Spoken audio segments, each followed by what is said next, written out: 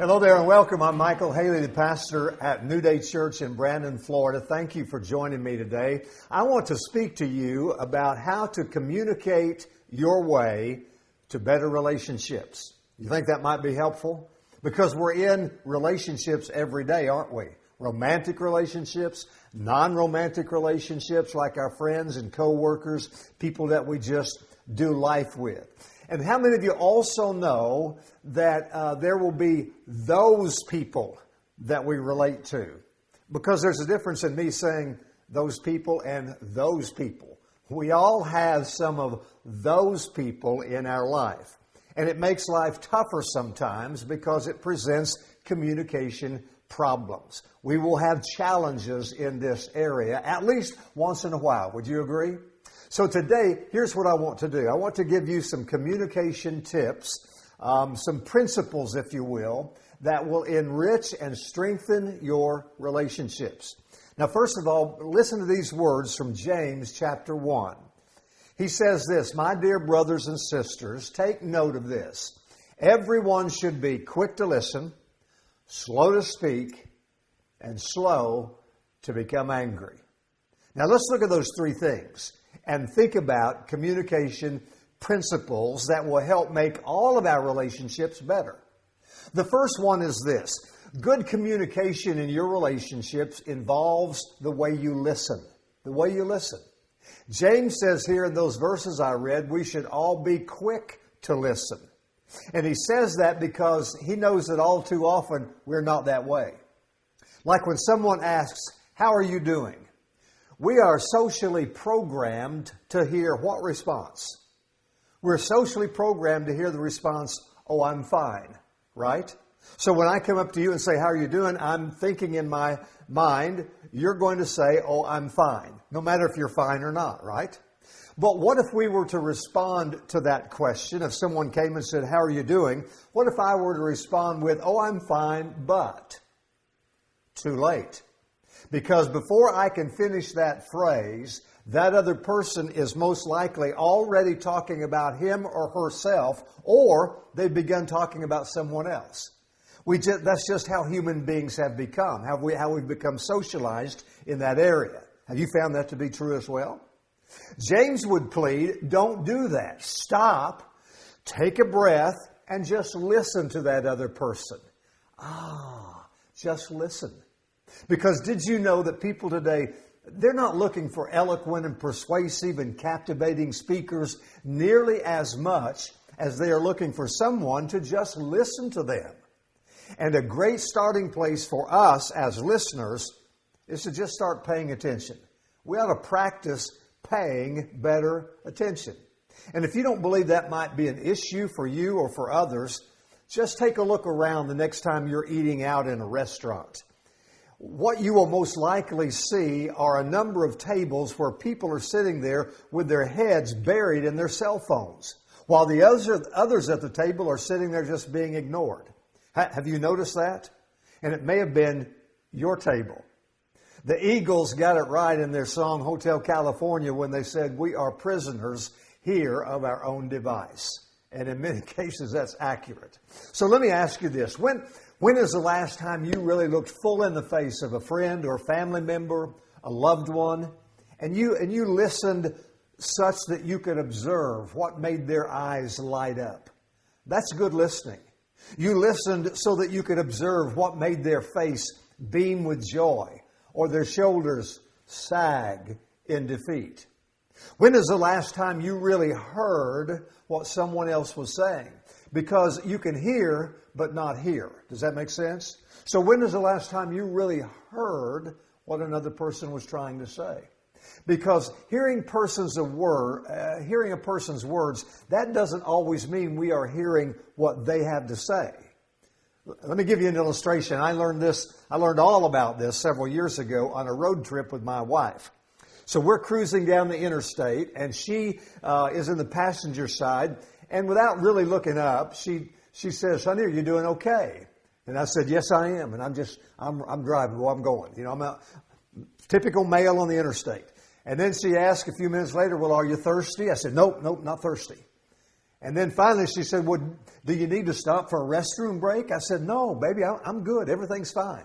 Because frankly, I was too focused on keeping my man card by keeping ahead of the cars I had already passed. Because I know if I stop for a restroom break or if I stop to get something to eat, all those cars that I have passed will pass me. And then I'm going to be back in last place. And don't you tell me some of you have never done the same thing, because I know you have. So anyway, 20 minutes or so later after that one-sided conversation, 20 minutes later, I glance over at my wife, and she's over there rolling her eyes and huffing. If you're married, do you know huffing? I'm sure you do. Rolling her eyes, crossing her hands, squirming, huffing. And for the next few miles, I learned all about paying attention, actually hearing what she was trying to say, because she wasn't so concerned that if I needed something to drink or I needed a restroom break or I needed something to eat, that's what was going on with her. She needed that, right? And I wasn't paying any attention. So listen, make it priority to just pay attention, and your communication skills will go right through the roof to a new level, and so will your relationships. All right, good communication. It involves the way we listen. Secondly, it involves the way we speak. You know that expression, don't open your mouth before you engage your brain? That's what James means here, really, when he says, be slow to speak. Or literally, don't be too hasty. Take your time before you say anything. The writer of Ecclesiastes says, a fool's voice is known by a multitude of words. In other words, a person that just goes on and on and on and on and on and on and on. You know that person, right? And you see, one of the reasons some folks have so many relationship problems is that they don't know when to stop talking. And even worse is the fact that most people who talk too much, they don't even realize it. They're actually clueless. For instance, did you ever as a child go visit your grandparents and have a conversation with them? Both of them talking to you at the same time, right? And you're trying to look back and forth at one and answer this one, and this one's talking and answer that one. Well, there you go. That's what I'm talking about. So let me give you some practical helps for conversations. First of all, if you're having a conversation with someone other than yourself, how many of you can relate to that one? Do you talk to yourself? I'm guilty. Do you talk out loud to yourself? I'm guilty again. Anyway, if you're having a conversation with another person, with someone, and they are doing the talking, tip number one is, if they're talking, don't interrupt. And I get it. This may be really difficult, especially if they're on a subject that's just wearing you out and you're not even interested. I get that. For a variety of reasons, it can be difficult. But still, every person deserves to be respected by being allowed to finish what they're saying. And this is intrinsically related to listening. In fact, psychologists call this active listening. In other words, listening all the way to the end of the statement. And for those of you that are struggling in this area, just make it a game. And by the way, let me say this. To the end of the statement, here's what happens. If you're in a relationship with a person long enough, you've had conversations with them, so when they come to a particular subject and they're talking and they get through about halfway through a sentence, you know how they're going to end that sentence. You already know how it's going to do it. Instead of butting in because you already know, you let them finish. And again, if it's a struggle, make it a game. Challenge yourself every day to see how long you can go on that day without interrupting someone. Allow the other person to get all the way through their sentence before you speak. Then a second tip to remember is this. When you are doing the speaking and the other person is listening, if you're doing the speaking, every so often, take a breath. It's okay to just stop and inhale and relax as you're speaking. Or I call it using punctuation marks in your conversation. Because have you ever talked on the phone with a person whose entire 15-minute call is just one sentence? No punctuation marks? Hi, how are you doing? It's good to see you. I hope everything's going good with your family. My family's good over here. I mean, that kind of thing. People talk that way. Nonstop, word after word, hardly any breaths in between. So don't be that person. Like the woman who said, my husband and I had words last night. Unfortunately, I didn't get to use mine. Don't let that happen in your relationships. Listening more and talking less is a good thing for you and for those around you. So the way we listen, the way we speak, and last, the way we respond. In James chapter 1, verse 20, it says, after he says everyone should be quick to listen and slow to speak, he says, be slow to become angry, because human anger does not produce the righteousness that God desires. Now notice how these three things are interrelated. If I'm a good listener, I don't always have to be speaking. And it will be much easier for me to then control any feelings of anger that may begin to rise in me. Like toward the end of your family vacation, when everyone is down to their last nerve. How many of you know about that last nerve? Take a look at it on the screen here if you don't know what I'm talking about. Everyone's got a last nerve. My wife has been on her last nerve the entire time we've been together. And sometimes we're going along there and I'm talking fast and I'm not paying attention to her and I'm trying to get a point across, or I'm just trying to tell her a story. And she just turns around and says, Hailey, you're getting on my last nerve. And I said, baby, you don't have a last nerve. Remember? I've been on this last nerve for a long time. I don't even know why I brought that up, but it's true. And so, and where am I? Oh, anger. And of course, anger and its related issues would probably take years worth of sermons to cover, because it is a complex and emotional issue. So real quickly before I close, let me just throw one thing out there for you that will help you with everyday anger. Not clinical, deep-seated, deep-rooted from much pain and anguish type anger, but I mean just the everyday little things that bother you. You know, it's those darn little things that set me off type of anger. All right? Try this. Try living with the so what, no big deal philosophy when you feel that anger rising up. Are you familiar with this philosophy? It is when that situation or irritation or person starts rubbing you the wrong way, you feel the anger rising, you just stop and tell yourself, hey, this is not life and death here. So what if they said that? So what if they did that? It's really not that big of a deal. Think about how little kids interact sometimes. You get some kids out there playing and one will look at another one and say, you're ugly. And the other kid will respond in kind, oh yeah, well you're ugly too, and so is your mama. And then they start with your mama's so ugly that I won't even go there. But you understand, that back and forth among children, does that accomplish anything? Not really.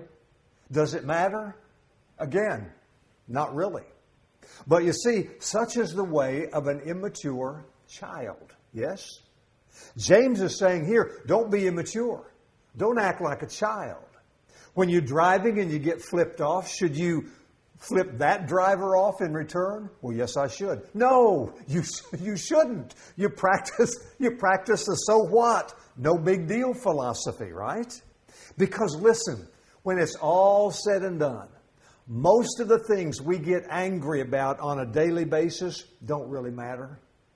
What does matter, though, what is priority, are our relationships. Our relationships with others, and of course our relationship with Jesus Christ. And whatever we do, if we can make building and strengthening those relationships our priority, everything else will begin to fall in place. So the way we listen, we speak kindly, we don't talk over and interrupt the other person. The way we speak, we let others, especially those we love, talk, share their hearts, their joys, their sorrows, their victories, their defeats. And then the way we respond, allowing the Holy Spirit in us to tame our temper, which He will do by bringing out the patience and empathy that's already inside us because of the Christ who lives in us. He'll do that if you let Him. Let me conclude with this story. Alice Jean was one of the homeless that attended our church a number of years ago when I served as pastor of a large downtown church. And we had quite a homeless community during that time and living in cardboard boxes and that sort of thing. And so a number of them converted to Christianity. A number of them started coming to our church. And Alice Jean was one of them. She always sat right up here in the balcony, in the same place every particular Sunday. And as is typical from time to time in churches, some of our folks accepted her right off, while others were less tolerant. And some never even really talked with her at all. Oh, they spoke to her, but they didn't really talk to her. How many of you know there's a difference? Those hi, or a head nod, or good morning, or hello, and then walk on by. But never a conversation. Others in the church were a little frustrated, and some even angry at her poor manners, her poor hygiene, and she had to always be first in line at the Wednesday night church meal. Well, one day I noticed Alice. I got finished speaking, and I always walk to the end of the platform and address the television audience. So as I was doing that, and they were taking the offering, and as I was doing that, I turned to walk back to my place, and I noticed Alice wasn't in the balcony. She was right down toward the front.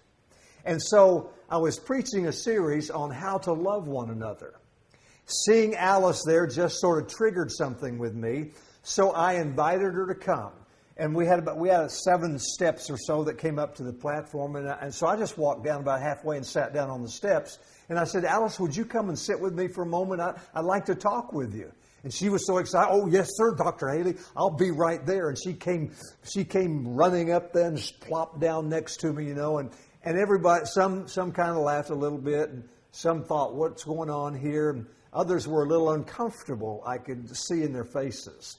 So anyway, as she sat down, I turned and looked and said, Alice, how are you today? And she responded, oh, I'm just fine, Dr. Hailey. And I said, I asked her, Alice, do you like it here at First Baptist Church? And she said, oh, yes, sir. Most of the people are really nice to me, which kind of got a few snickers, And then I asked her this question. I said, Alice, what is it that makes you sad? And she paused and ducked her head and looked up and ducked her head and looked up again. And she said, well, Pastor Hailey, sometimes people say mean things to me. And sometimes I wouldn't mind just talking, like friends talk. Or like people sitting around those tables eating at our Wednesday night meals. I always get there first and I look for a table that I can sit down where I can talk with people too while I'm eating. And then she thought for a moment and paused again, and she looked back at me and she said, and I think the worst thing that makes me feel bad is when people don't say anything, but the way they look at me makes me feel like I'm not a very good person. But Dr. Hailey, just because I don't have a real home right now doesn't mean I'm a bad person, because really I'm not. And I said to her, Alice Jean, could I just say something to you? Now, it was quiet in that place at this particular point. I mean, there wasn't a sound to be made in that big auditorium. I said, could I just say something to you? I said, Alice, God thinks you're pretty special. And I want you to know, I put my arm around her shoulder. I said, I want you to know I do too. And she smiled real big. And she said this. She said, that's what my mama always told me. And she died, That's why I don't really have a home right now. Wow. And then she began to really preach. But Dr. Hailey, I heard what you've been saying these weeks about loving others from the Bible, and that's just what I do. Every day I try to just love everyone I see. Even if they don't like to talk to me, that's okay. I still love them. How many of you know Alice gained a whole church full of friends that particular morning? In fact, after that morning, she actually became a fixture and quite a popular fixture around our church. It was wonderful. I close with this. Repeat this after me. Say this out loud. It's not just about me. It's about you too. And if I take care of you, you will take care of me. Because God is taking care of both of us. Amen. I hope this has been encouraging for you today. And God willing, I'll see you again next week. Have a blessed week. Be encouraged about everything. If I can help you, email me at our website, New Day Church Brandon, or personal message me on any of the social media venues. Have a great week. Bye-bye.